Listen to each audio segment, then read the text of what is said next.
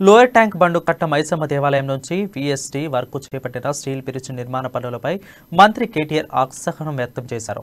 నిర్మాణ పనులను వివిధ శాఖల అధికారులతో కలిసి మంత్రి కేటీఆర్ పరిశీలించారు. స్టీల్ బ్రిడ్జ్ నిర్మాణం ఆలస్యంగా జరుగుతుందని అధికారులపై మంత్రి అసహనం వ్యక్తం చేశారు. మే చివరి నాటికల్లా స్టీల్ బ్రిడ్జ్ నిర్మాణం పూర్తిగా ప్రారంభోత్సవానికి సిద్ధంగా ఉండాలని అధికారులను ఆదేశించారు. ఇందుకు ఎలాంటి ఇబ్బందులు ఉన్నా అన్ని శాఖల అధికారులు సమన్వయం, ప్రజాప్రతినిధులు సహకారంతో బ్రిడ్జ్ నిర్మాణం పూర్తి చేయాలని మంత్రి కేటీఆర్ సూచించారు.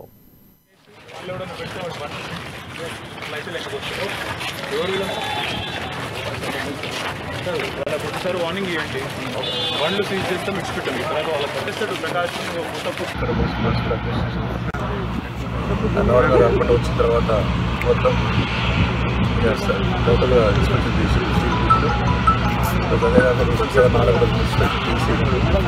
ఈ 2 వర్క్స్ చెప్పడం జరిగింది.